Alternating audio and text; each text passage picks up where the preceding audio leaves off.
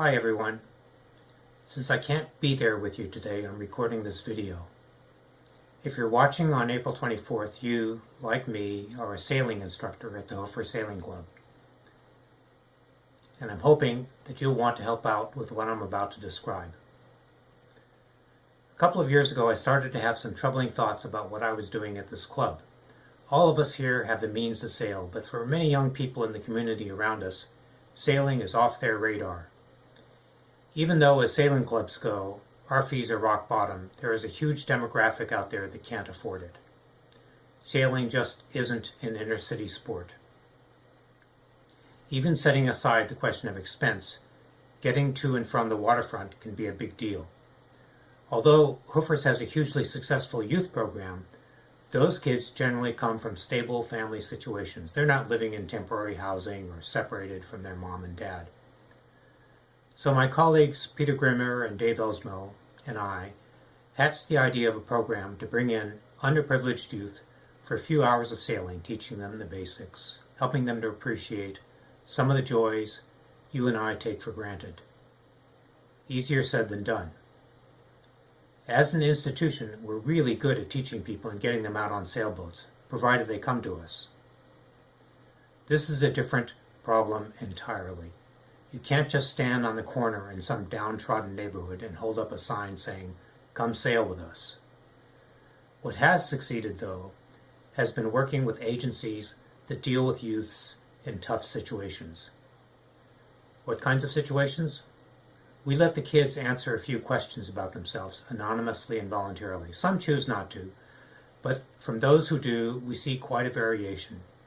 Here's one set of 9 responses. You see some violence, some homelessness. Here's another set of 9. More homelessness. And a number of them have spent time in juvenile court. I think those are tough situations. So what's it like to get kids like this out on the water?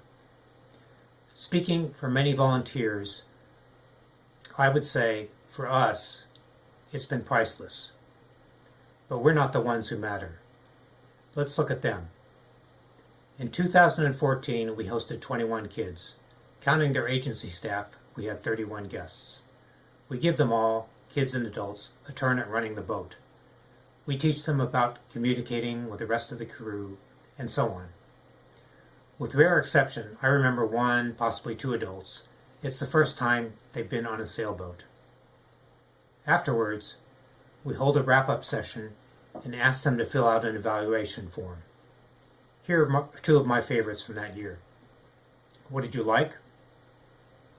I learned a lot, came close to death a few times. Or, people was getting scared. By the way, you see this point about sunglasses. We do ask them in advance to bring sun protection. Moving on to 2015, last year, our numbers were up about 50%. These sloop-rigged boats are nice, not too big, not too small, plenty of controls to keep everyone occupied. Down in the lower left, that's one of the adult staff. She really has it down, handling both the tiller and the main sheet, and it even looks like she's keeping an eye on sail trim. Not every adult is that natural, though, and kids run the gamut too. Some catch on to everything immediately, others can be fearful or unsure and reluctant to take control. Age has nothing to do with it. Here's some of what they said. I find the one in the lower left particularly sweet. I would love to go out there again and steer for him and just go out and ride the waves. I liked steering and riding the waves, but most of all, I loved working with other people. And here are a few more. You can see that a number of these youths had encounters with the boom. But the one at the bottom said he or she liked that we almost tipped the boat over. I love scary things.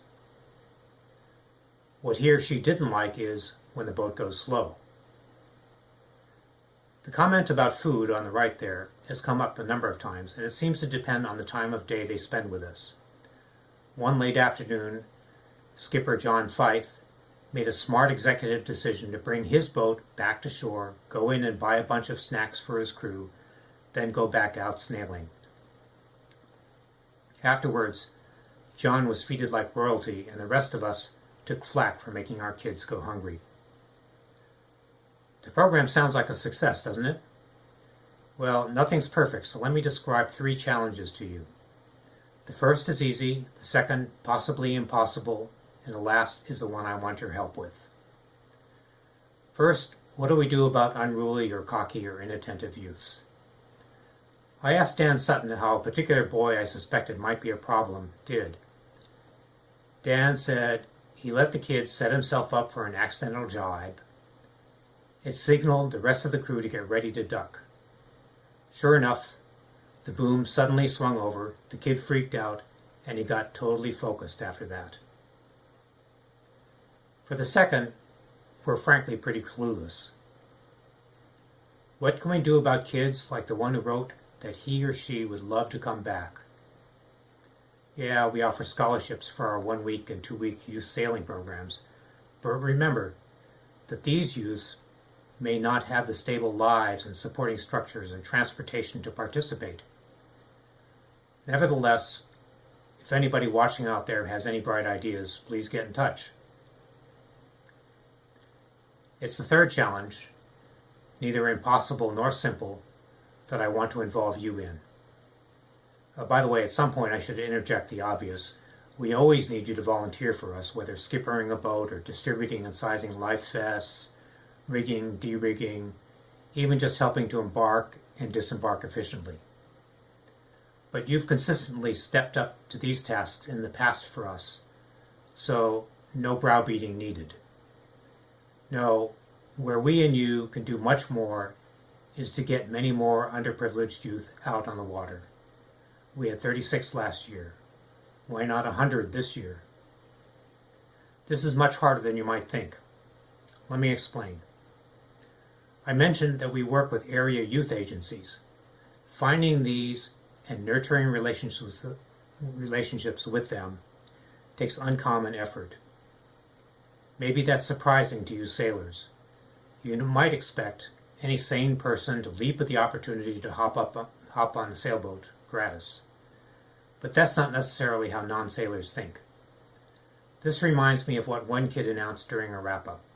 Something like, I expected it to be boring, but it wasn't boring at all. Agencies being run by humans are subject to human vagaries. I've seen it all. They may not be inclined to organize an event, they may not see the value, or they may be too busy. I remember one. The guy said, "Great idea, let's do it." 3 weeks later he said, "Great idea, let's do it." And that just kept going on and on and on. Moving on to number 3. Surprisingly, sometimes they can't foresee how many kids they'll bring until the event actually almost starts. One time they told us the day before to expect 15 kids, 20 including their staff. So we gathered 11 volunteers, already overkill on our part, and then only 5 kids showed up. Everyone still had a blast, but think of how many more kids we had the potential to get on the water. The last point is really where I think all of you can help us out, which is that once you have a relationship with an agency, it's not just a one-time call up and we're done. It's an ongoing coaxing and reassuring and providing explanations and encouraging them to go ahead and set a time and come and sail with us. The bottom line is that it can take a lot of effort on our side to arrange for a group of kids to actually come on board. So I leave you with this. If you know of an appropriate agency or someone who works at one, please reach out to them. Pass the word on to your sailing students or even community members you know. No sailing experience necessary. And by the way, anybody who lands a group of kids is welcome to join us on board when the kids come. They can then reap the satisfaction of pulling off a successful event that they themselves sowed the seeds for. Before concluding, let me show you a few more pictures. We try to gather everybody, youths, their adult staff, our volunteers, for a group shot at the end. Sometimes we get them to ham it up a bit. You can see Hoofers with normally staid reputations in this scene too, like back on the right, that's our own Jen Johnson boogieing away. That kid on the crutch, he needed it to get around on shore, but once on board, I stowed it safely in the boathouse, and he scooted around the boat and was a fine game sailor. Not to shortchange our fabulous volunteers, here are some photos that our quasi-official club photographer, Amy Vilas, took during one of our wrap-ups. You can see Abhishek there, and Joe Glass, and Chun Yu. And here's Skipper Phillip with one of his crews. And finally, one of my all-time favorites. I can never time such things, but Dan Sutton grabbed my camera from me and caught a decisive moment worthy of Cartier-Bresson. Like I said, these young people are priceless, whatever the tough situations they may be in. Okay, so here again is your call to action. If you think there's room in sailing for more diversity, if you think there's a significant, underserved, underprivileged community out there, if you believe that kids are our future, then go cultivate connections and bring folks in to sail with us. You'll be glad you did. Thanks for your time.